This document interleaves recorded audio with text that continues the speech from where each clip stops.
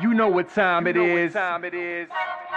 You know what time it is. How firm my friendship. Oh, you know what time it is. Roll with them boys of the fall. You know what time it is. On the ground with a nose for the ball. You know what time it is. Blood, sweat, and them tears for this game. Leaving it all out on the field with no fear for you lames. And it's Buckeyes by a billion. We in the building with over 100,000. We represent from the uttermost to the public housing. If we don't play, our wide receivers got your secondary shook, so they cook them like Bobby Flay. Hey, stay out of my way and trust me, cause I know it's a way. Somebody please give this brother an eye. Come on. What up, Buckeye Nation? Welcome to the Buckeye Boys, where we talk college football with real fans. I'm Devin. Got a good show planned for you guys today. Got a surprise guest coming on, big-time guest. I'm excited to talk to him. You guys know what we do on here on this channel. We love recruiting. We love hearing success stories of these young men. So I've got one of those young men on tonight. I'll introduce him in a second and bring him on. Before we get going into this thing, you guys have been killing it, man, with the subscriptions, the likes, the hopping in the chat, the super chats. Keep those up, man. Appreciate you guys. Go over to the Buckeye Boys channel. Subscribe. If you're watching me on Scoop, I also stream on my own channel, the Buckeye Boys. Go over there and subscribe, and also subscribe on the Scoop channel. We had another coach leave Ohio State today. We got some more Hartline drama going on. So we're going to start off with bringing on the guest, interviewing him for a moment, and then after that, we'll dive into some other things Ohio State-wise. But I have my personal number one 2027 defensive end in the class, Mai Brown. What's up, Mai? How are you? I'm good, thank you. How are you doing? I'm blessed, man. Blessed, brother. Appreciate you joining the show tonight. I like that sweatshirt. I will start off by saying that. Yes, sir. Yes, sir. Dude, I got to ask too, man. I normally wait and ask this question, but when I'm watching your film, I can tell that you're a pretty tall young man. How tall are you, and how much you weigh right now? I'm 6'6", around 235 right now. Okay. You think you're going to be growing anymore? You think you're going to hit that 6'7" mark, dude? Yeah, I don't know. Maybe with cleats on, but yeah, there you go. I love it, man. I love watching you ball out. But anyway, obviously, big time recruit now, man. I mean, top 100 in the ranking service, several places. I think 247's got you number 56 nationally. Don't pay too much attention to that, man. You're a baller on the field. Those things get wild anyway. But it's clear that football is the sport for you, man. It seems like that's what your future is. It seems like that's what you're dedicating your time towards. But that started somewhere, man. Tell us, bro, why football, and when did this start for you? Yeah, so I've been playing football since I was in fourth grade. I was actually born overseas, so the sport I used to play was rugby, and so yeah, I kind of have, my dad played rugby for the Army, so I kind of have like a rugby background growing up, and so like those two just kind of always like correlated well with each other. You know, I just always loved playing sports, so it was always football, basketball, rugby, you know, on rotation throughout winter, spring, fall. So, you know, I just like, you know, football is the one that ended up taking off, but, you know, I love playing all sports. Yeah, I love that, man. Yeah, rugby sounds like you like contact sports, bro. Yeah. Like that, man. So yeah, that's cool. You got some family members that have played some rugby. You got any other family members that have played football in the past at all? Nah, I mean, I'm really like kind of the first one that's really had a breakthrough in you know, the sports world.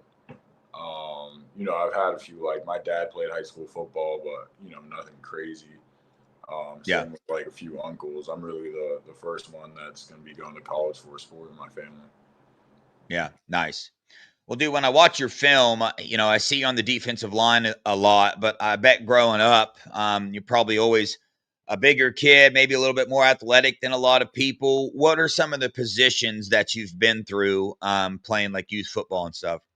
Yeah, so I played running back when I was younger. My favorite player. I got Walter Payton on my wall over there. He's my all-time Heck yeah. favorite player. And so I used to play running back a bit. I played off ball linebacker as well. But that kind of outside linebacker edge spot has just kind of been what stuck. Yeah, nice, man. What is it about football that intrigues you? What is your mindset when you're on the field, when you're playing defensive end? Like, a lot of people, they love just, shoving people around. They take anger out. Some people, it's the competitive side of it. Hey, we just want to win. But walk us through your mindset, man, when you're on the field as a defensive end. I think it's all about like finesse and just like toughness. Yeah. Going back to playing other sports, like I kind of see it as if I'm hitting a crossover to do a move or something. I kind of Yeah. see that finesse style, and so just bringing like my overall athleticism to the game as well as toughness through like the tackling. Like I think I'm one of the best tacklers in the country when it comes to Yeah. just like pure going down the field anywhere and just bringing a guy down. I don't think there's many people who do it better than me. So I think those two aspects are really what I do. In my position. I love that, man.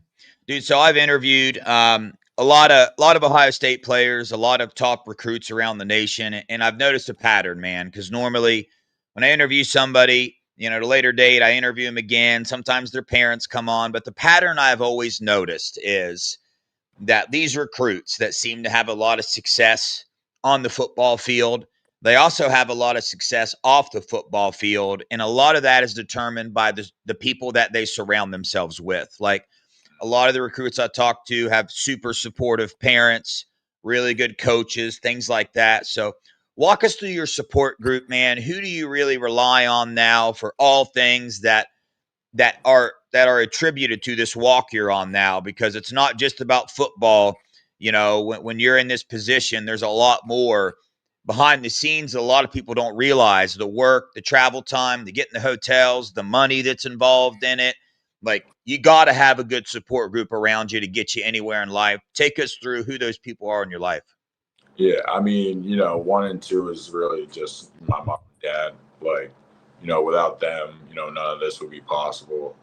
Going to travel with me, organizing hotels and all that stuff. Like, they've been there, since the beginning. So, like, it's really just been, my mom and dad. And, I've got my coaches as well. Like, my head coach has been really supportive. My defensive coordinator as well, my position coach. I think, everyone really wants to see me win. And so I've been really appreciative of that. I've got good friends too at my school. I found myself a good group to be around with, like-minded people like myself. And so, it's really kind of like a trickle down effect, like they see me want to be great and stuff. And, I think it kind of wears off on them. Yeah, man. That's so true about life in general.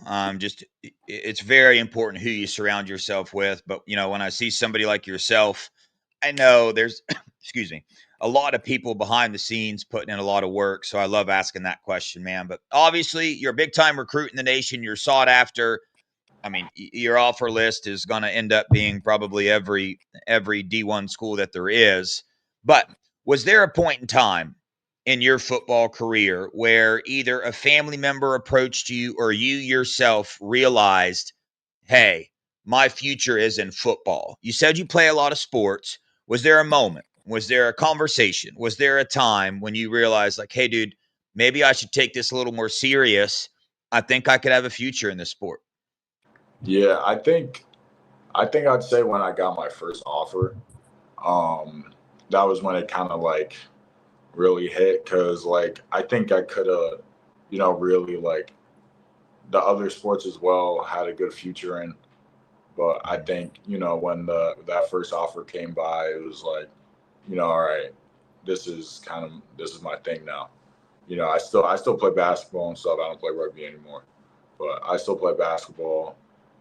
but I like specifying what to work on in the off season and stuff like that. Like that's when I really realized like this is kind of what I want to do, and this is my thing. Yeah, I love that, dude. So I grew up playing basketball. That was like my number one sport. So I got to ask you, dude. Um, you throw it down in your games, dude. You dunk it pretty easy. Yeah. I got I all. love it, bro. Yeah. Dude, I got to see some basketball highlights, man. Is there somewhere? Are they on YouTube at all? Can I type in Mai Brown basketball highlights? Yeah, you probably can. I have a few posted on my Twitter. I I'm going posted there after this. a few Yeah. dunks. I might I had a nice alley oop this weekend. We had a tournament. I might put up on there. Bro, So, put that thing up there, man. I got to go see it. I still get excited about basketball highlights. But yeah. man, you said when you got your first offer is when you kind of made that decision, hey, this is where my future is. Who was that first offer, bro, and when was it? Boston College, and I want to say it was January 17th last year. That's a pretty big time offer for your first offer. I think I might have lost Buckeye there. Give him a moment, see if he pops back on or pops back up. I think a lot of the time these recruits do it from their phone, and if they get like a phone call during it, I think it kicks them off. Buckeye, I don't know if you can hear me, but we can no longer see you and we can no longer hear you. You might, if you're having trouble, maybe just, oh, there you are, back in the game. Did you get a phone call, bro? That's normally what happens. Hey, sorry. I think it cut out for a second. I just got a call. That's what I knew it. That's what I was telling people. I said normally. I'm not sure why I can't hear you right now. Oh, okay. So I'm trying to tell him what to do, and he can't even hear me. Maybe go out and come back in. Yeah, I still can't hear anything right now. Okay. Exit out. Go out and then come back in. Leave? Yeah, and then come back. I got to text him now. Sorry, guys.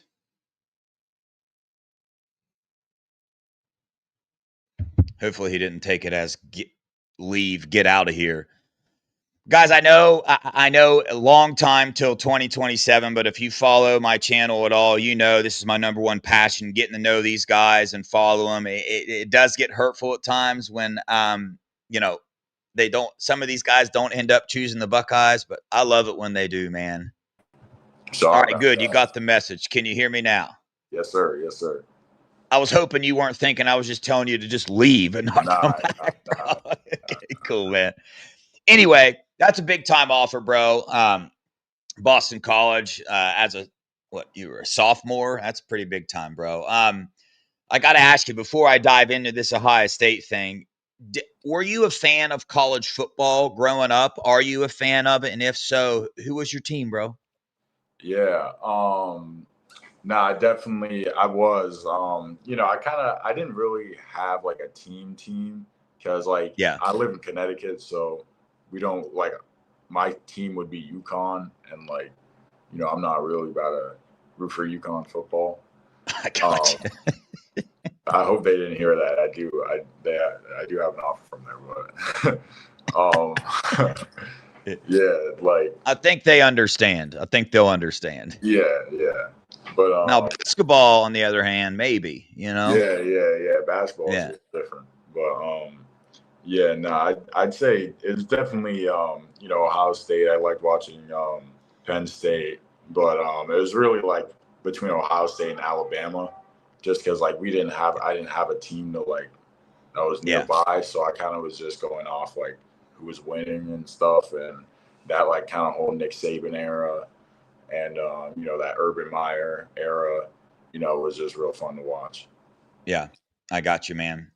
Well, if you go to my Buckeye Boys Twitter and you go back probably a year and a half or maybe even longer, that's when I first saw your film and I tweeted out. I was like, dude, Ohio State, please offer this young man. So tell us about that.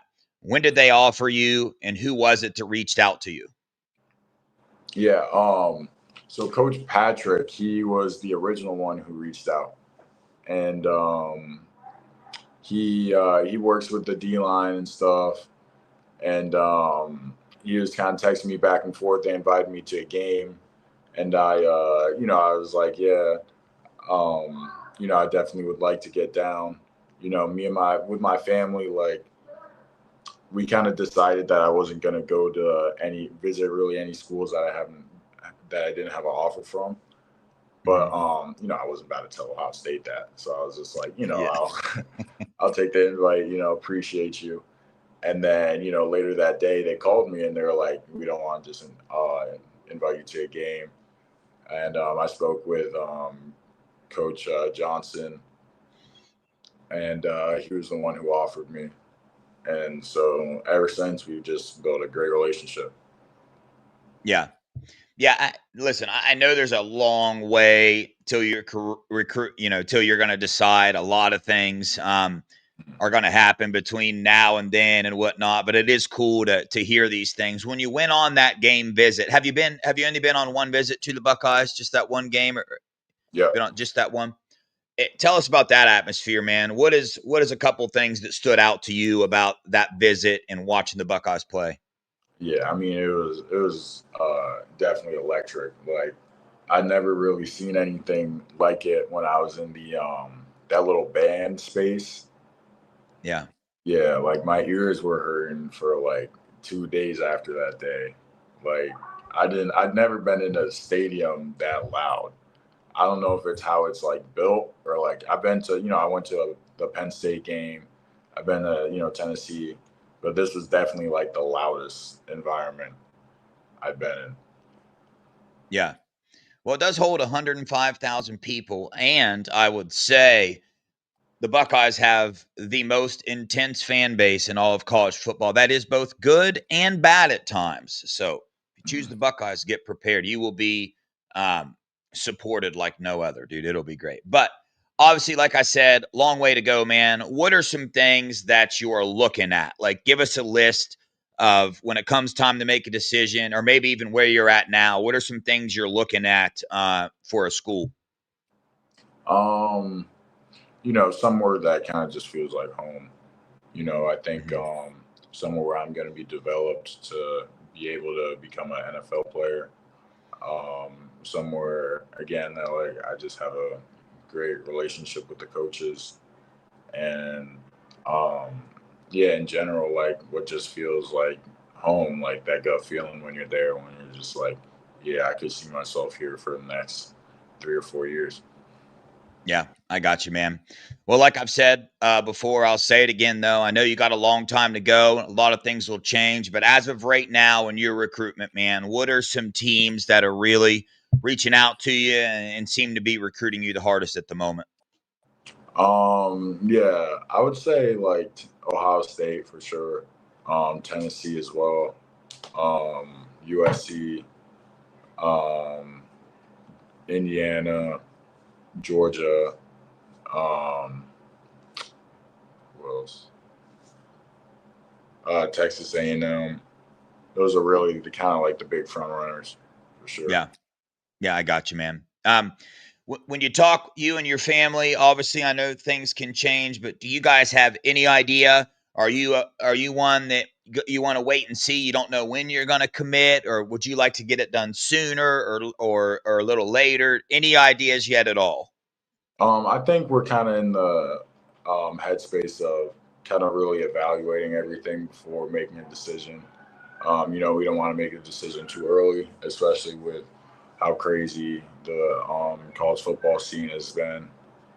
And so we're kind of looking to take all the official visits first and then make the decision. Nice, man. Good stuff, bro. Well, dude, I ask this question to everybody. This is my final question, and I'll get you out of here. This is the most important one. It's what everybody in the chat, this is what they want to know. This is a big time pressure question. Sorry about this. What is your favorite food, bro? The meal, your go-to meal, man. Go-to meal. I got a few, but if I had to really like just say one, I would say orange chicken and rice. I'm pretty simple with it. Oh, yeah, dude. That's a pretty good pick, though. Pretty good pick, Yeah. Buckeye. Dude, Yeah. I appreciate you, man. Tell your parents I appreciate them letting you come on, bro. Hopefully, I can get you back on again down the future and get another update from you, man. I look forward to watching where you go in your career. Keep up the hard work, dude. I think you're the best defensive end in the country. That's just my one lonely opinion, but I think the recruiting services agree with that as well. You're ranked very highly, bro. Keep up whatever it is you're doing. Keep up the hard work, man. Been an honor and a privilege interviewing you. Stay blessed, brother. Yes, sir. Appreciate you. Thank you for You having gonna me. give me an IO if I say OH? What is it? IO? Yeah, OH. Oh, I got you. All right. Yeah. There we go. Yeah. OH. IO. Yes, sir. All right, brother. I'll catch you next time. All right. Appreciate you. Yes, sir. There you guys have it. Mai Brown, 6'6", 240-pound defensive end out of Greenwich County, Connecticut. Dude, my favorite defensive end in the class so far. I've watched a lot of their films. This dude has potential out of this world. Long, lengthy, really good tackler. The Buckeyes are really in on him. Obviously, we know there's a long way to go in the recruiting process. We know how crazy it gets, but I will always be doing this. I know you guys have been with me down the ride of having recruits on. I mean, just this past one, Braylon Womack, the receiver flipped from us as well. But I love building these relationships with these guys. There's been a few that I have interviewed. This Devin Sanchez's, the Riley Pettijohns, end up Buckeyes, man. I absolutely love it. So I'll keep doing that. But moving on, man. Buckeyes in the playoffs, going to be playing Texas A&M or Miami. The Big Ten championship lost. Hurts. It stings. But had an interesting conversation today with you can't get any closer to the team than this. I'll leave it at that. And asked a few questions, man, about the headspace of some of these players, where we at now, and this is what I will say. I will say, thank you, Indiana. Thank you very much. I appreciate you doing this to this team. I appreciate you lighting a fire. I appreciate all their fans and what they are saying right now. I appreciate what some of their players said after the game. I love that you're having your moment. I love that you have fed this team now, because I will tell you that these players, these Buckeyes, are pissed. They are pissed in a good way, man. And that's what I wanted to hear. So I loved hearing that. But there's still going to be some things going on, man. It's the end of the season. We saw last year the drama that unfolded, the Brian Hartline stuff we're dealing with right now. He is in South Florida right now. They have a bowl game. They are practicing right now. There's been all kind of videos coming out about Brian Hartline being there. It's definitely a weird situation, guys. It's a weird situation. It's a situation where we love Brian Hartline. He's done so much for this program, but he is now the head coach at another program. And that's the popular topic right now is, what's up with this Brian Hartline thing? Is he staying? Is he coming back? Is he leaving? What's going on? Is it going to help us? Is he distraction? Is he not? But that's not the only thing, man. The Buckeyes lost another coach today. Not a huge loss here, but if you remember in the offseason, probably a bad time to bring this up with the offensive line performance we just saw, but we talked about how much of a upgrade it is to have three offensive line coaches: Charlie Dickey, Tyler Bowen, and Marcus Johnson as well. Well, we lost Marcus Johnson today. He was the previous offensive line coach at Mizzou and Purdue. He is now the offensive line coach for Arkansas. And I will tell you, Buckeye fans, this is not going to be our only coaching loss of the season. When you're at the top, teams will come after you. I mean, you saw the Saban teams. Everybody stole all his coaches all the time.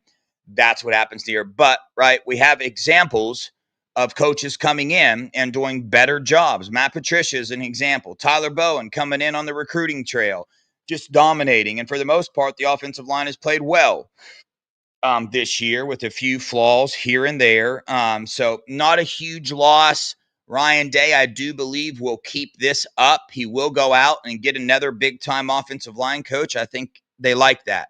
When the NCAA changed the rule about not just your 10 countable coaches can coach on the field, now it's pretty much unlimited coaches can coach on the field. He's going to bring in some more firepower for the offensive line. So, again, not a huge loss. Marcus Johnson, though, played, offensive line in his career. I'm sure he contributed to this team a lot. We appreciate his contribution. He is on the Arkansas. A lot of people wondering, our coach is going to follow Brian Hartline to USF. The people I talk to, they don't believe anyone of consequence is anyone of like great consequence is going to follow him to USF.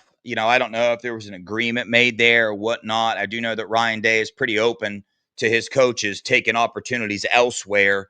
The part of this thing that I think we're all not realizing here is that Brian Hartline succeeding at USF will be really good for Ryan Day. It will make Ryan Day look even better, right? In people's perspective, it'll go on his coaching resume as well that, look, if you coach under Ryan Day, go get a head coach job, you're really good at it. So I think that goes into play here when you bring up the discussion of, hey, why is Ryan Day letting Brian Hartline stick around through all this? Is this not a distraction? Talked to a couple former players that have been through similar situations. You've seen a couple former players come out on Twitter and be very adamant that this is not a distraction for the team. I find that super hard to believe. I am of the opinion that, just right now, they're starting to break down, tape for either Texas A&M or Miami, and Brian Hartline's in South Florida. So it's not hate on Brian Hartline to say, hey, I think it's time, right? Go be the head coach there. Go do your thing there. But ultimately, man, I think either way it goes, is Brian Hartline going to be calling plays in the playoffs?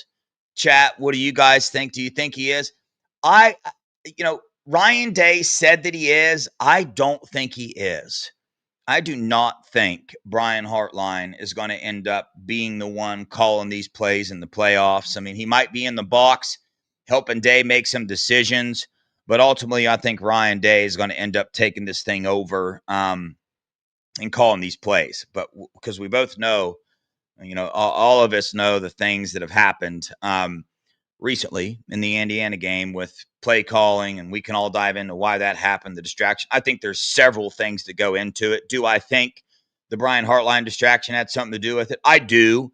How much of a part it had to do with it, I don't know. We can all argue that back and forth. So I'm waiting to find out, trying to dive in and find some more info on, hey, man, is he really going to still give the keys to Brian Hartline to call these plays when he's in the middle of doing all these responsibilities as the head coach for USF?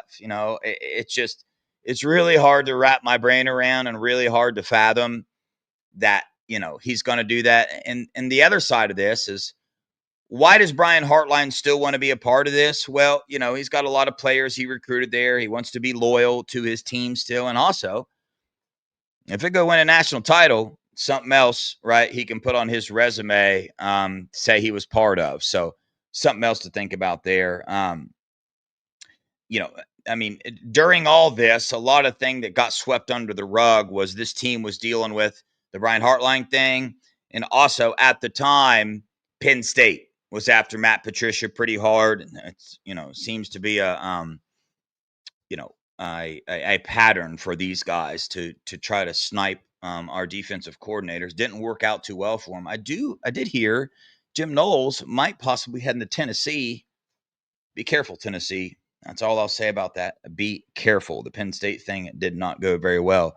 Julian saying, man, finalists in the Heisman, not going to end up winning it, but still first-time quarterback at Ohio State. Get that taste out of your mouth from the Indiana game. let's give Julian Sain credit where credit is due. The young man is going, his first year at quarterback is going to be sitting at the Heisman ceremony. 1 second. And that is a big deal. The other thing I wanted to bring up and talk about is the portal, guys. So I do know the coaching staff plans on in the next week or so kind of sitting down all these players and having conversations with them. We're going to lose some players in the portal. Some of them will be mutual. Ohio State will move some players on. Some of them won't be. I don't expect any more. I don't expect any players. I haven't heard any players of consequence that we're going to look at and be like, dang, man, I hope they didn't go. But the other thing I want to bring up, the portal opens January 2nd. It closes January 16th. And the national title is January 19th, right? So I bring this up again to just talk about how insane this is that the NCAA is actually going to do this. Because not only that, let's say you're in the national title game. Let's say the Buckeyes make it there. After that game, the players on those two teams have the option of entering the portal for 5 more days after that game. But the portal was closed, right, for the Buckeyes to be able to go make any moves and get players off of any other team because it closes on the 16th, except for the 2 teams that were in the national title. So it's just one of those things you look at. It's one of those, I don't know if the NCAA is trying to balance out this football thing and say, hey, we want different teams in the national title. So let's make sure these 2 guys, they can lose players but not fill any in. I think that's why you see the bigger class for the Buckeyes this year in recruiting. Matter of fact, I know that's why. Ryan Day said that. You see the numbers jumping up. You see them getting some, walk-ons. Amir Miller, I think, 3-star safety out of the state of Ohio, signed in this class as well as a preferred walk-on who end up getting a scholarship in some way, I do believe. But you see them doing that because they have to make sure they have the numbers now. But this week is crucial for the Buckeyes because they're going to be sitting down. They're having conversation with these players, right? Because it is crucial now more than ever that they sit down, have an honest conversation with these players, and the players be honest back with them. Because if they are not, it'll put this team in a really big dilemma, right? So this week, we'll see what shakes out. I'm sure we'll have some intel coming out of that. But within the next 10 days before this playoff game, these Buckeyes, they're sitting down, they're having these conversations. And what they're trying to do is get an idea of, hey, what do we need in the portal? In order to do that, they need to know who on this team is leaving. So they're going to sit down. They're going to have those conversations with these players this week, talk about the money, talk about whatever it else is these players want to talk about and get that figured out. It has never been more crucial for this coaching staff to have these conversations strictly because of what I just told you guys about this transfer portal. So it's absolutely, it's insane for the NCAA to do this, but Ryan Day is ahead of the game here and, taking the necessary steps to do so. I do got to say, I got to back up, man, because, I said, thank you, Indiana. Thank you, Indiana fans. I believe I heard B. Moses hit this on his show, but dude, these guys are more out of control than what I thought they would be. It's intense. They are on my Twitter just talking as crazy as one could possibly talk. And it's like, hey, listen, you beat us. Okay? You beat us. Just because we talk about the things that happened doesn't mean it's an excuse. That being said, I will tell you, you beat us by 3 points, and we played our worst game of the year. So that should tell you something. I've seen some other talking heads talk about Indiana not playing a good game as well. I don't know if I agree with that. They made some mistakes as well, but we've seen what the Buckeyes can do. Go down in the end zone and the play calls that were made in the red zone. I'm not going to keep hashing on that, but we did. But they're new to this. They're not true to it. So, have your moment. We'll see you in the playoffs. Hopefully we get another rematch with you, and we'll see what happens then, guys. But that is about it for me. I will be at the Cotton Bowl, probably going with Nevada and the Scoop family. So that is going to be a heck of a good time. Got Mello coming on, joining me again tomorrow. So I don't know what we're going to talk about. Mello hasn't got the opportunity to talk about his emotions on this Indiana game. So I'm sure we'll have that conversation. We'll dive into it a little bit more. So it should be a good show, man. If you guys missed Mello, make sure you tune in tomorrow. But appreciate you guys. Got to check this out. Thank you so much, Christopher, for becoming a YouTube member. My dude. Thank you, brother. Doodah Man, member for a year. Dev, always like to see you do these interviews. Appreciate that, man. I appreciate that. I love doing them. I always will do them. They don't get a lot of views on YouTube. I know a lot of people aren't into them during the season, during the playoffs. I get that. That's okay. I love doing it. I'll always do it. Builds relationships. Get to know these guys a little more. I love it. So on that note, y'all, I appreciate you guys for joining. Do not forget, hit that like button, hit that subscribe button on both channels as well. Appreciate all the support you guys give us on the Scoop. Go over on the Apple Podcast. Give us a like over there. And if you are not part of the Scoop message board, I would suggest getting over there, man. Big old family, a lot of stuff going on right now. There's going to be a lot of intel coming out on this playoff run, what we're doing to plan for this game. And we will dive in to a couple of these teams, Texas A&M, Miami. Which one are we going to see? We'll dive into that a little bit this week, talk about which one we would rather see, dive into all kind of things. You know what we do here on the Buckeye Boys Show. On that note, guys, appreciate you for joining. Appreciate you for watching. God bless y'all. Love you guys. Go Buckeyes. OH.